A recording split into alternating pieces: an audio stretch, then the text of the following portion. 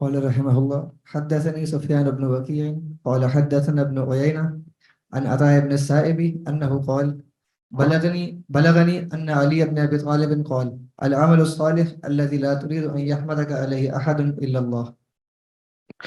یہاں پہ حضرت علی بن ابی طالب نے رضی اللہ تعالیٰ عنہ یہاں پر عمل صالح کی تعریف کی ہے، اور وہ کیا ہے کہ الذی لا ترید، یعنی عمل صالح، نیک عمل کون سا ہوتا ہے، صالح عمل کون سا ہوتا ہے کہ جو لا ترید ان یحمدک علیہ احد الا اللہ.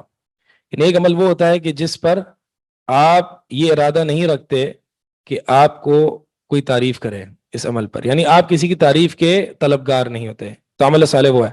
اور عمل صالح ہم جانتے ہیں کہ عمل صالح وہ ہوتا ہے کہ جس میں اخلاص اور سنت، یہ دو چیزیں پائی جاتی ہیں. تو جب اخلاص پایا جاتا ہے تو کسی اپنے عمل پر کسی کی تعریف کا طلبگار ہونا یہ اخلاص کے منافی ہے. اس لیے حضرت علی رضی اللہ تعالیٰ عنہ نے فرمایا کہ یہ عمل صالح ہے ہی نہیں. ٹھیک ہے، یعنی آپ دیکھیں کہ اتنی صحابہ کی گہری فکر تھی. بظاہر تو ایک جملہ ہے کہ وہ عمل جس پر آپ کو لوگوں کی تعریف مقصود ہے وہ عمل صالح نہیں، یہ فرما دیا. اب اصل میں وہ دو تین باتوں کو جوڑ رہے ہیں. عمل صالح وہ ہوتا ہے جس میں اخلاص اور سنت پایا جاتا ہے، اور اخلاص وہ ہوتا ہے کہ جس میں آپ کا غیر اللہ سے کے ارادے سے، یعنی دل آپ کے تمام غیر اللہ کے ارادوں سے پاک ہو. اب ظاہر سی بات ہے اگر آپ کسی کی تعریف چاہتے ہیں تو آپ کا دل غیر اللہ کے ارادے سے پاک نہیں ہے، لہٰذا یہ عمل صالح بھی نہیں ہے. تو انسان جب عمل کرتا ہے اور اس کے وہ یہ چاہتا ہے کہ لوگ میری اس پر تعریف کریں، تو یہ اخلاص کی منافی ہے.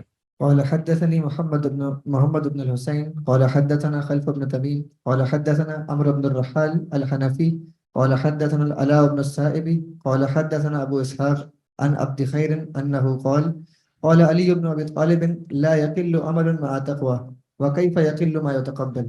قال علي بن ابی طالب رضی اللہ تعالی عنہ لا يقل عمل مع تقوى وكيف يقل ما يتقبل. فرماتے ہیں کہ وہ عمل جس میں تقوی پایا جاتا ہے وہ کم تھوڑی ہوتا ہے، وہ بہت زیادہ ہوتا ہے. وكيف يقل ما يتقبل، وہ عمل تھوڑا کیسے ہو سکتا ہے جو قبول ہوتا ہے. کیا مطلب اس کا، یعنی وہ عمل چاہے وہ تھوڑا سا ہی ہو کوانٹٹی میں ہماری آنکھوں میں، لیکن اگر وہ اللہ کی بارگاہ میں قبول ہو گیا تو اس کا مطلب کوئی چھوٹا موٹا عمل نہیں ہے، بہت بڑا عمل ہے. کیونکہ اللہ تعالیٰ فرماتا ہے انما یتقبل اللہ من المتقین، کہ اللہ تعالیٰ تو صرف متقین سے عمل کو قبول کرتا ہے، یعنی جس کے اندر تقوی ہوتا ہے اللہ تعالیٰ اس کے عمل کو قبول کرتا ہے. عبداللہ بن عمر رضی اللہ تعالیٰ عنہما فرمایا کرتے تھے کہ اگر مجھ سے 2 رکعتیں بھی قبول کر لی گئیں تو میں جنتی ہوں. اگر مجھ سے 2 رکعتیں بھی قبول کر لی گئیں تو میں جنتی ہوں، اگر مجھے یہ پتہ چل جائے تو میں جنتی ہوں. اور پھر عبداللہ بن عمر رضی اللہ تعالیٰ عنہ نے یہ آیت پڑھی انما یتقبل اللہ من المتقین. اور یہ آیت واقعی ایک ڈرانے والی آیت ہے. ہم بہت سارے اعمال کرتے ہیں، پتہ نہیں ہم تقوی کی بنیاد پر کر رہے ہیں یا نہیں کر رہے ہیں، کیونکہ اللہ تعالیٰ نے صیغہ حصر کے ساتھ، انما کے صیغے کے ساتھ فرمایا کہ اللہ تو بس صرف متقین سے عمل کو قبول کرتا ہے. اور بعض صحابہ کے بارے میں ایسے بھی اقوال ملتے ہیں کہ اگر ایک سجدہ بھی میرا قبول ہو جائے اور مجھے پتہ چل جائے تو میں سب سے بڑا خوش نصیب انسان ہوں. کیوں؟ کیونکہ اللہ تعالیٰ نے قرآن میں فرمایا کہ اللہ تعالیٰ صرف متقین سے قبول کرتا ہے، یعنی ایک سجدہ قبول ہو جانے کا مطلب یہ ہے کہ میرا متقین کی لسٹ میں نام درج ہو گیا. یہ بہت بڑی سعادت کی بات ہے کہ اللہ تعالیٰ آپ کے عمل کو قبول کر لے. تو فرمایا کہ اصل جو ہمیں دیکھنا چاہیے وہ یہ ہے کہ وہ عمل جس میں تقوی ہونا وہ اللہ کی بارگاہ میں پیش ہوتا ہے. اور ہمارا جو فوکس زیادہ تر ہوتا ہے وہ کوانٹٹی پر ہوتا ہے، حالانکہ اور بہت زیادہ کثرت نماز اور کثرت صلاح اور کثرت صیام پر ہوتا ہے.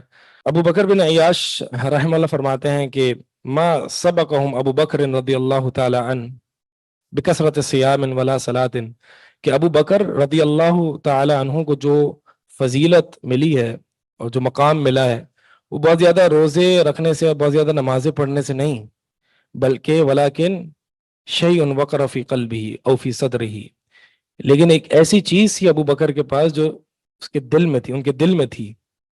یہاں پہ کوئی ایسی چیز تھی موجود ابو بکر کے کہ جو مقام ان کو اسلام میں ملا وہ ملا. وقال بعض اہل العلم، اور بعض اہل علم فرماتے ہیں الذی وقر فی قلب ابی بکر رضی اللہ تعالی عنہ حب اللہ والنصیحۃ لخلقہ، کہ وہ چیز جو ابو بکر رضی اللہ تعالیٰ عنہ کے دل میں تھی وہ کیا تھی؟ اللہ کی محبت اور لوگوں کے لیے خیر خواہی، لوگوں کے لیے خیر خواہی. تو یہ وہ دو چیز، یعنی ابو بکر کوئی بہت زیادہ نماز پڑھنے والے، یعنی دیگر صحابہ بھی پڑھتے تھے، تہجد دیگر صحابہ بھی پڑھتے تھے، روزے دیگر صحابہ بھی رکھتے تھے، لیکن ابو بکر کو جو مقام ملا ہے وہ اللہ کی محبت کی وجہ سے، کہ اللہ سے بے پناہ محبت کیا کرتے تھے اور لوگوں کے لیے بہت خیر خواہ تھے، لوگوں کے لیے خیر خواہی کرنا سیکھیں. یہ ہمارے طلباء میں بہت کمزوری ہے، خصوصاً کیونکہ طلباء سمجھتے ہیں کہ ہم تو دین کا علم حاصل کر رہے ہیں، لہٰذا کسی اور کے حقوق ہم پر ہے ہی نہیں، لوگ لڑتے رہیں، میرے گھر والے لڑتے رہیں، ان کو سامان چاہیے، میرے والدین کو میری ضرورت ہے، مجھے اس کی کوئی پرواہ نہیں، بس میں تو اپنا علم حاصل کروں کیونکہ میں تو طالب علم ہوں. آپ کو پتہ ہے شیخ صالح عثیمین رحمہ اللہ حفظہ اللہ اپنے ایک جگہ لکھتے ہیں کہ شیخ الاسلام ابن تیمیہ رحمہ اللہ کو جو مقام ملا ہے آج، جو ان کی شہرت ہے، جو امامت کا درجہ ہے، وہ کوئی ان کی کثرت علم کی وجہ سے نہیں ملا. ہم تو شیخ الاسلام کو اس لیے جانتے ہیں نا کہ ماشاءاللہ بڑے علامہ اور بڑا علم اور گہری نظر کتاب اللہ اور سنت رسول اللہ صلی اللہ علیہ وسلم پر ہے، تو ہم سمجھتے ہیں شاید شیخ الاسلام ابن تیمیہ رحمہ اللہ کو جو مقام ملا ہے وہ کثرت علم کی وجہ سے ملا ہے. فرماتے نہیں، اس وقت شیخ الاسلام کے دور میں تقی الدین سبکی رحمہ اللہ اور بھی دیگر علماء تھے جو ان علم میں ان کے لیول اور ہم پلہ تھے، لیکن بہت ہی کم مشہور ہیں. یہ تقی الدین سبکی کا آپ نے کن لوگوں نے نام سنا ہے؟ شیخ الاسلام کے علم کے لیول کے تھے وہ، اور ان کے دور میں ہی تھے، لیکن وہ اتنا مشہور نہیں ہوئے، یعنی وہ لوگوں کی محبت اور وہ لوگوں کو مقام نہیں ملا. فرماتے ہیں اس کی وجہ یہ ہے کہ شیخ الاسلام جو ہے نا اللہ تعالیٰ سے اکثر لو لگانے والے ہوتے تھے، اللہ سے مدد طلب کرنے والے ہوتے تھے، اور لوگوں کے لیے بہت زیادہ خیر خواہ ہوتے تھے، اور لوگوں کے لیے بڑے اچھے اخلاق اور خندہ اخلاق سے پیش آنے والے تھے. حتیٰ کہ ایک موقع پر جو ان کے دشمن، یعنی جن پر شیخ الاسلام رد کرتے تھے اور وہ ان کے دشمن تھے اور ہر طریقے سے شیخ الاسلام کو نقصان پہنچانا چاہتے تھے، تو ان کی وفات کی خبر ان کے اسٹوڈنٹ ابن القیم رحمہ اللہ لیتے ہوئے آئے اور خوشی سے آگے پیش کرتے ہیں کہ آپ کو پتہ ہے ان کی وفات ہو گئی، کہ جو آپ کے دشمن تھے، جو آپ پر تنقید اور یہ کیا کرتے تھے، آپ کو حتی الامکان مارنے کی کوشش کرتے تھے. تو ابن تیمیہ رحمہ اللہ بہت غصہ ہوئے، کہا کہ یہ خوشی کی خبر ہے. فرمایا کہ کہاں ان کا گھر، مجھے دکھاؤ. تو ان کے گھر پہ گئے اور ان کے اولاد اور ان کے بیوی بچوں کو سے کہا کہ ان کے بعد میں ہوں، کوئی بھی ضرورت ہو تو آپ نے مجھے یاد رکھنا ہے. حالانکہ وہ ان کے شیخ الاسلام، یعنی ایک عقیدے کا اختلاف تھا، ٹھیک ہے، اور ان پر رد بھی کرتے تھے. یعنی ایک یہ دین کی غیرت تو ہے، دین کی غیرت تو رہے گی، کوئی ایک غلط عقیدے کا حامل ہے، کوئی ایک بدعتی ہے، دین کی غیرت کا تقاضا یہ ہے کہ دین کی حفاظت کرتے ہوئے اس شخص کا رد کیا جائے گا، لیکن اس کے ساتھ ساتھ اس کے لیے خیر خواہی، اس کے لیے اصلاح. یہ جو حجر المبتدع، یعنی جو اہل البدع کا جو بائیکاٹ کرنا ہے یا اس طریقے سے، یہ اصلاح کے باب سے ہے، یعنی اس کے لیے خیر خواہی، اس کو جہنم پہنچانے کے لیے نہیں ہوتا بلکہ اس کی خیر خواہی کے لیے ہوتا ہے.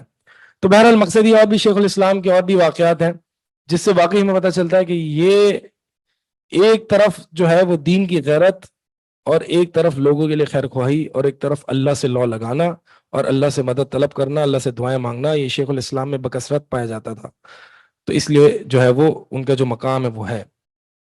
تو ہم سمجھتے ہیں کہ ہمارے ایک طالب علم کے پاس کوئی دیگر حقوق نہیں ہوتے، انہوں نے اپنے والدین کو جواب نہیں دینا ہوتا، انہوں نے اپنی بیوی یا اپنے خاوند کو جواب نہیں دینا ہوتا، انہوں نے اپنے اولاد کو جواب نہیں دینا ہوتا. ایسا نہیں ہے، یہ اللہ تعالیٰ نے حقوق رکھے ہیں، نبی علیہ الصلوۃ والسلام نے ادا کیے ہیں، ٹھیک ہے. تو یہ ساری چیزیں بھی تو ہیں. ایک طالب علم کا مطلب یہ نہیں ہے کہ بس ایک انسان تمام لوگوں سے غائب اور کٹ آف ہو کے جو ہے وہ بس اپنی لائبریری میں بیٹھا رہے. دیگر حقوق ہیں، یہ ادا کرنے ہیں، لوگوں کے حقوق ہیں، والدین کے ہیں، سب کے ہیں، اور لوگوں کے لیے خیر خواہی اصل چیز یہ ہے.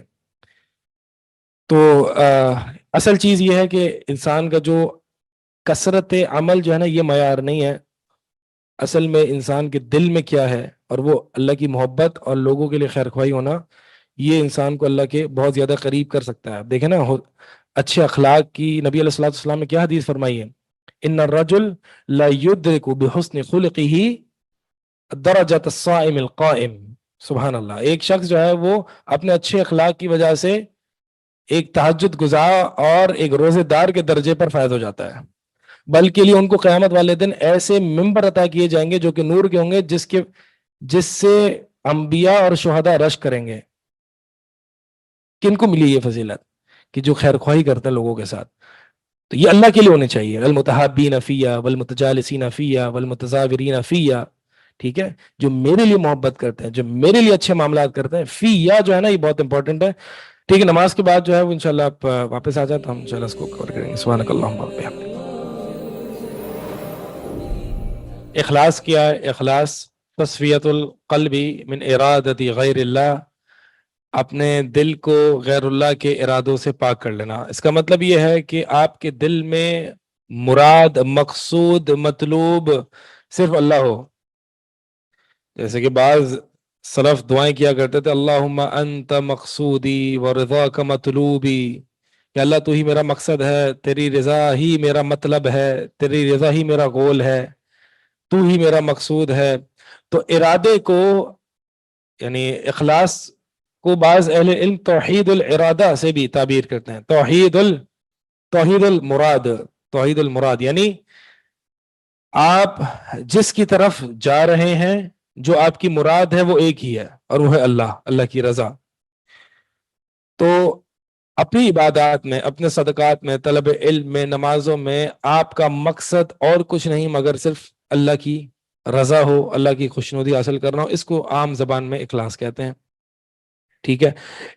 اخلاص کے جو منافی چیزیں ہیں ان میں سے ایک شرک ہے، ریاکاری ہے، عجب ہے، تسمیع ہے، حب الظہور ہے، حب الصدور ہے۔ کیا مطلب ہے ان تمام چیزوں کا؟ ریاکاری یعنی اللہ کی عبادت کرنا کسی اور کو دکھانے کے لیے، عجب بالنفس یعنی اپنے آپ سے سیلف obsession کہ میں نے یہ عمل کر لیا، اوور کانفیڈنٹ ہو جانا۔ اسی طرح دوسروں کو اپنی عبادات سنوا دینا، یہ تسمیع کہلاتا ہے۔ اور حب الشہرہ یعنی شہرت کی چاہت کہ لوگ مجھے جان لیں، مجھے پہچان لیں، جیسے کہ بھی ہم نے پڑھا نا حضرت علی بن ابی طالب کا قول، اور اسی طرح حضرت عیسیٰ علیہ السلام کا اپنے حواریون کو سمجھانا کہ اخلاص کیا ہے۔ اخلاص یہ ہے کہ کسی بھی عمل پر آپ کی مراد، آپ کا مقصد یہ نہ ہو کہ لوگ آپ کی تعریف کریں۔ یعنی اگر سوشل میڈیا کا دور ہے، اگر میں کوئی فیس بک پہ کوئی چیز پوسٹ کرتا ہوں اور میری خواہش ہوتی ہے کہ لوگ اس پر لائک کریں، یہ اس میں آ گیا نا، کتنی خطرناک بات ہے۔ اور ہمیں شعور بھی نہیں ہوتا ہم جب یہ چیزیں کر رہے ہوتے ہیں کہ کئی طریقے سے مجھے لائکس مل جائے، ویورشپ مل جائے، یہ ساری جو ہے وہ تعریف کی تمنائیں رکھنا۔ دیکھیں آپ اللہ کے لیے عمل کر رہے ہیں اور آپ کا مقصد اور مراد صرف اللہ تعالیٰ ہے۔ اور یہ سوشل میڈیا کے اس دور میں اس فتنے سے بچنا اور بھی زیادہ ضروری اور مشکل ہو گیا ہے کہ لائکس کی تمنا اور ویورشپ کی تمنا، یہ وہی ہے کہ جو حضرت علی رضی اللہ تعالیٰ عنہ فرما رہے ہیں کہ عمل صالح وہ ہے کہ جس میں آپ دوسروں کی حمد و ثنا کے طلبگار نہیں ہوتے۔ پھر حضرت علی کا ایک اور ہم نے قول پڑھا جس میں یہ ہے کہ کوئی بھی عمل چھوٹا نہیں ہوتا، وہ عمل جس میں تقوی ہوتا ہے، یعنی ہر عمل جس کی بنیاد تقوی، للہیت، اللہ کی محبت، اللہ کی خشیت ہوتی ہے، تو وہ عمل چاہے جتنا تھوڑا ہو وہ عمل بہت بڑا ہوتا ہے۔ لہٰذا عمل کی کوانٹٹی پر نہیں، عمل کی بنیاد اور عمل کی کوالٹی پر فوکس کریں۔ جی پڑھیں۔ بسم الله الرحمن الرحيم.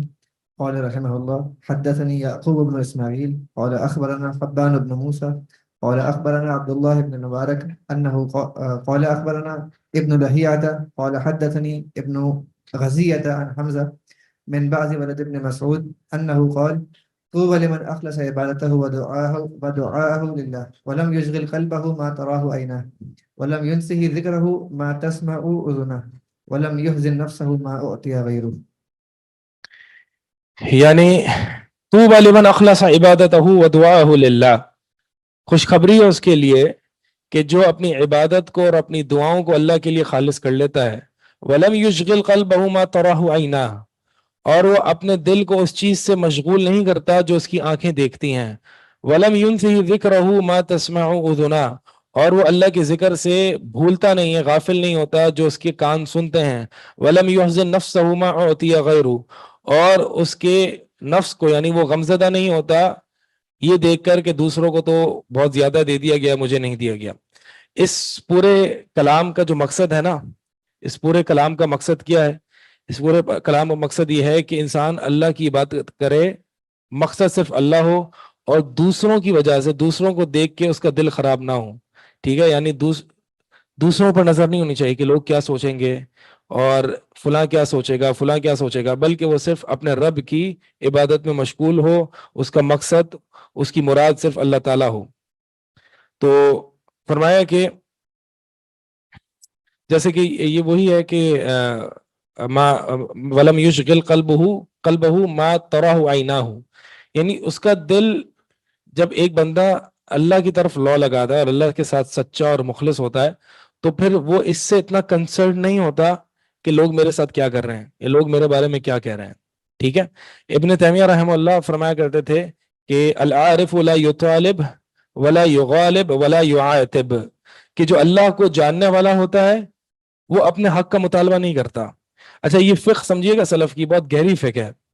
ٹھیک ہے، یعنی جو اللہ کے ساتھ مخلص ہوتا ہے اس کی نگاہ مخلوق کی طرف نہیں ہوتی. یہ ایک سمپل سا سٹیٹمنٹ ہے، لیکن اس میں بہت بڑی فقہ موجود ہے کہ جو اللہ کا حق پہچانتا ہے وہ پھر اپنے حقوق کا مطالبہ کرنے میں روتا نہیں ہے لوگوں سے. یعنی یہاں جو ابن تیمیہ فرما رہے ہیں کہ العارف، یہ جو آپ کے پاس نسخہ ہے نا، اسی کے وہاں پہ تطریز میں شیخ صالح عثیمی ابن تیمیہ رحمہ اللہ کا یہ قول ذکر کیا ہے انہوں نے. نیچے دیکھیں، العارف لا یطالب ولا یعاتب ولا یغالب. کیا مطلب ہے اس کا؟ اس کا مطلب یہ ہے کہ ایک جو اللہ کو جاننے والا ہوتا ہے، جو اللہ کے ساتھ مخلص ہوتا ہے، اس کو پھر اس کی نہیں پرواہ ہوتی کہ میرا حق مار لیا گیا، میری دنیا چھین لی گئی، اس نے میرے ساتھ برا کیا، اس نے مجھے گالی دے دی، اس نے مجھے برا بھلا کہا، اس نے میری غیبت کی. ان چکروں میں نہیں پڑا ہوا ہوتا وہ. ٹھیک ہے، کیوں؟ کیونکہ وہ اللہ کے حقوق ادا کرنے میں مشغول ہوتا ہے، وہ اللہ کے ساتھ مخلص ہوتا ہے. یہ ایسے ہی ہے کہ جیسے کہ ایک انسان بہت اہم کام میں مصروف ہے اور آس پاس بچے رو رہے ہیں، تو وہ بچوں کو چپ کرانے میں پورا وقت گزار دے، ایک آپشن تو یہ ہے، یا پھر وہ اپنا کام کر لے، ایک آپشن دوسرا یہ ہے. کیا کرے گا ایک عقل مند شخص؟ بچے تو چپ ہوں گے نہیں، وہ اپنا کام پورا کرے گا. تو یہ ایسے ہی ہے، ایک عارف، اللہ کو جاننے والا، جو اللہ کے حقوق ادا کرنے میں مشغول ہے، جو اللہ کے دین میں مشغول ہے، وہ اللہ کے دین پر پابند ہے. آس پاس لوگ کیا کر رہے ہیں، مار رہے ہیں، ایک دوسرے کو بھلا بھلا کہہ رہے ہیں اور اس پر اعتراض کر رہے ہیں، جو بھی کر رہے ہیں، اس کا حق مار لیا، پھر جو ہے وہ اس کی طرف نہیں دیکھتا. اچھا، اس تمام معنی کو حضرت عائشہ رضی اللہ تعالی عنہا نے ایک حدیث میں سمیٹ دیا. فرمایا کہ من تقم رسول اللہ صلی اللہ علیہ وسلم لنفسه فی شیء قط، کہ نبی علیہ الصلوۃ والسلام نے کبھی بھی کسی سے، اپنے لیے کسی سے انتقام نہیں لیا. کیوں پتہ ہے کیوں نہیں لیا؟ کیونکہ یہ بہت چھوٹی چیزیں ہیں. یہ جو ہم سڑکوں پہ لڑے ہوتے ہیں نا کہ میں پہلے نکل جاؤں، مطلب ایک بندہ جو اللہ کے ساتھ مخلص ہے، جو اللہ کے دین میں مشغول ہے، اور پھر ان چھوٹی چھوٹی چیزوں کے لیے لڑے، تو یہ مطلب ابن تیمیہ رحمہ اللہ کا کہ ایک جو اللہ کو جاننے والا ہے، ولا یعاتب، وہ گالم گلوچ نہیں کرتا، ولا یغالب ولا یطالب، وہ مطالبے نہیں کرتا اپنے حق کے، کیونکہ وہ بڑے امپورٹنٹ کام میں مشغول ہوتا ہے. صحیح. تو حضرت عائشہ فرماتی ہے نا کہ نبی علیہ الصلوۃ والسلام نے اپنے نفس کے لیے کبھی بھی انتقام نہیں لیا. ٹھیک ہے، الا ان تنتہک حرمت اللہ، الا یہ کہ اللہ کی حرمت کو پارمال کیا گیا، فینتقم بہ للہ، فینتقم بہا للہ، تو پھر اللہ کے لیے وہ نبی علیہ الصلوۃ والسلام انتقام لیا کرتے تھے. اپنے لیے کسی نے مجھے برا بھلا کہہ دیا، کسی نے میرا حق مار دیا، کوئی مسئلہ نہیں. یہ دنیا کی زندگی بہت ٹیمپرری اور بہت چھوٹی سی ہے اور بہت بے معنی سی ہے کہ میں یہاں پر اپنے حقوق کے لیے پوری زندگی لڑتا رہوں اور اس چکر میں اپنے رب کے حقوق کو بھی ادا نہ کروں. ٹھیک ہے، تو ایک خاص طور پہ طالب علم اور ایک عالم ان چکروں میں نہیں پڑتا زیادہ تر، کہ لوگ کیا کہہ رہے ہیں، کیونکہ اس کی نگاہ جو ہے وہ اللہ کی طرف ہوتی ہے، اللہ کے ساتھ خالص ہوتا ہے. جی. قال حدثني محمد بن الحسين قال حدثني عمار بن عثمان الحلبي قال حدثنا سرار الأنزي قال سمعت عبد الواحد بن زيد يقول الإجابة مقرونة بالإخلاص لا فرقة بينهما. ہاں، اجابہ یعنی قبولیت، اعمال کی قبولیت. ٹھیک ہے، اعمال کی قبولیت مقرونۃ بالاخلاص، جڑی ہوئی ہے اخلاص کے ساتھ، یعنی دونوں ساتھ ساتھ ہے. اگر اخلاص ہے تو عمل کی قبولیت ہے، اور اگر اخلاص نہیں ہے تو عمل کی قبولیت نہیں ہے. لا فرقۃ بینہما، ان دونوں میں کوئی جداگی نہیں ہے، یہ دونوں الگ الگ نہیں ہیں، لازم ملزوم ہے. قال حدثني أبو محمد البزار قال حدثنا المسيب بن وازخ عن محمد بن الوليد أنه قال مر عمر بن عبد العزيز برجل في يده حصى يلعب به وهو يقول اللهم زوجني من الحور العين فقام عليه عمر فقال بئس الخاتب أنت ألا ألقيت الحصى وأخلصت لله الدعاء عمر بن عبد العزیز رحمہ اللہ ایک شخص کے پاس سے گزرے اور اس کے ہاتھ میں کنکڑیاں تھیں اور وہ اس کے ساتھ کھیل رہا تھا اور یوں کھیلتے ہوئے جو ہے وہ یوں دعا کر رہا تھا اللہم زوجنی بحور العین، اللہ میری حور العین کے ساتھ شادی کرا دے. ٹھیک ہے، تو وہ دعا اپنے ہاتھ میں اس کنکری کو لیتے ہوئے یہ دعا مانگ رہا تھا. تو عمر بن عبد العزیز رحمہ اللہ نے فرمایا کہ بئس الخاطب انت، بڑی بڑا خطاب کرنے والا ہے تو، یعنی کس طرح سے خطاب کر رہا ہے. الا القیت الحصا، تو اس کنکری کو پھینک کیوں نہیں دیتا. واخلصت للہ دعا، اور اللہ کے لیے خالص ہو کر دعا کرے. یعنی یہ ایک دعا میں غفلت تھی، ٹھیک ہے، ایک دعا میں ایک نان سیریس ایٹیٹیوڈ تھا کہ وہ سیریسنس اور سنجیدگی شو نہیں کر رہا تھا. یہ اسی طرح ہے جیسے کہ ہم جو ہے وہ نماز کے بعد تسبیحات پڑھتے ہیں اور دعائیں مانگتے ہیں، ٹھیک ہے.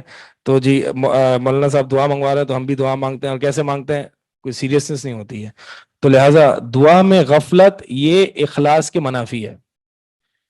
دعا میں غفلت یہ اخلاص کے منافی. اس لیے فرمایا کہ تو اس طرح سیریس ہو کے دعا کیوں نہیں مانگتا اور اللہ کے ساتھ دعا مخلص کیوں نہیں ہوتا. کیونکہ جو شخص مخلص ہوتا ہے اللہ کے ساتھ وہ سچا بھی ہوتا ہے، اور جو شخص سچا ہوتا ہے وہ غافل نہیں ہوتا.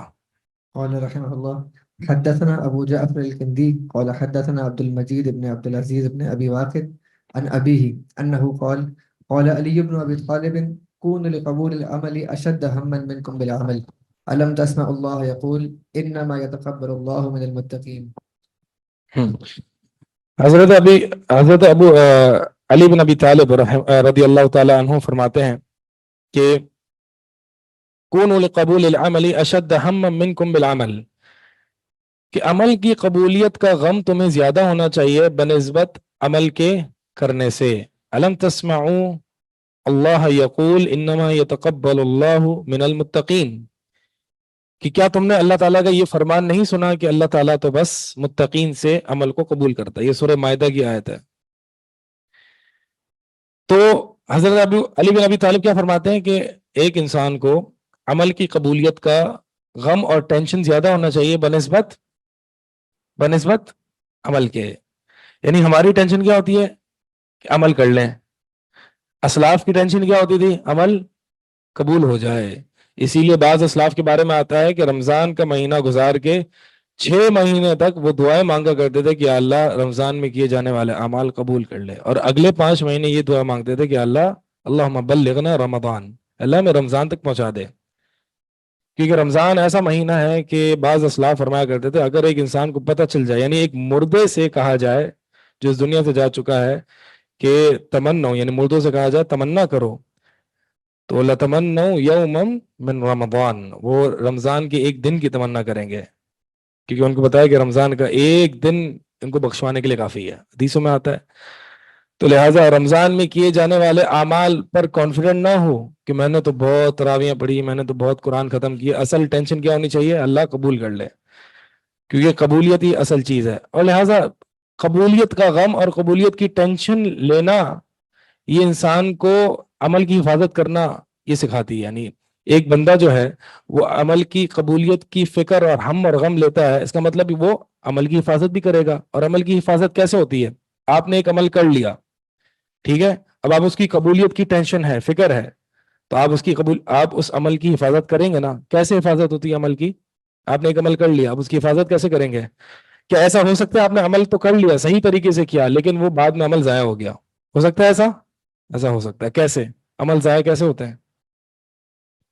ریاکاری تو عمل کے دوران ہوتی ہے نا، تسمیع سنوانا، کہ آپ نے تہجد پڑھی اور آپ لوگوں کو بڑے جو ہے وہ دکھاوے کے ساتھ بتا رہے ہیں کہ بھائی میں نے تو بڑی تہجد پڑھی اور لوگ تو یہ اور وہ، یہ آپ نے کیا سنوایا، تسمیع. یہ ریاکاری کے باب سے دکھلاوا، عمل برباد ہو گیا. صحیح. اسی طرح جو ہے وہ خلوت کے گناہ، جبل تہامہ والی حدیث آپ جانتے ہیں نہیں جانتے، کہ کچھ لوگ ایسے ہوں گے کہ اللہ تعالیٰ ان کے اعمال کو ابا منثورا ریزہ ریزہ کر دے گا، بکھیر دے گا، اور وہ اللہ کے نبی علیہ الصلوۃ والسلام نے فرمایا کہ وہ تم میں سے ہی ہوں گے، نمازیں بھی پڑھتے ہوں گے، تم جیسے ہوں گے، لیکن اذا خلوا بمحارم اللہ انتہکوها، کہ جب وہ خلوت میں ہوتے تو اللہ کی حدوں کو پامال کر دیتے. تو خلوت کے گناہ انسان کے اعمال کو برباد کر دیتے ہیں. ریاکاری، تسمیع، شرک، عجب، یہ تمام وہ چیزیں ہیں، اور کچھ گناہ ایسے ہوتے ہیں جو انسان کے اعمال کو برباد کر دیتے ہیں. تو اعمال کی حفاظت کیجئے، اور اعمال کی ایسے حفاظت کیجئے کہ جیسے کہ کسی خزانے کی حفاظت کرتے ہیں، اور اس کی قبولیت کی اللہ تعالیٰ سے دعا کرے. ہم اللہ تعالیٰ سے دعا نہیں کرتے ہیں کہ اللہ ہمارے اعمال کو قبول کر لے، بس ہم جو ہے وہ نماز پڑھ لیتے ہیں یا اعمال کر لیتے ہیں. ابراہیم علیہ السلام رب اجعلنی مقیم الصلاۃ ومن ذریتی ربنا وتقبل دعا، اور اسی طرح ابراہیم علیہ السلام اور اسماعیل علیہ السلام کعبے کی تعمیر کے بعد ربنا تقبل منا انک انت السمیع العلیم. تو یہ امام الحنفاء اور اولو العزم میں سے خلیل اللہ، اولو العزم میں سے رسول، اتنے بڑے بڑے اعمال انجام دینے کے بعد اللہ تعالیٰ سے دعائیں مانگ رہے ہیں اللہ قبول کر لے، اور ہم تو پتہ نہیں کتنے ٹائم سے نماز پڑھے، ہم نے نماز کی قبولیت کی دعا مانگی. یہ اصل فرق ہم میں اور اسلاف میں. ٹھیک ہے، تو ہر عمل کے بعد اللہ تعالیٰ سے ربنا تقبل منا انک انت السمیع العلیم، ربنا تقبل منا صالح اعمالنا، اللہ ہم سے صالح اعمال قبول کر لے، ہم سے یہ چیزیں قبول کر لے. اللہم تقبل منا، اللہ مجھے قبول کر لے، میرے اعمال کو قبول کر لے. یہ اللہ تعالیٰ سے جو ہے وہ دعائیں ہر انسان کو مانگنی چاہیے. جس شخص کے اس میں فکر، مطلب اس کی سوچ میں قبولیت کا غم ہوگا. جی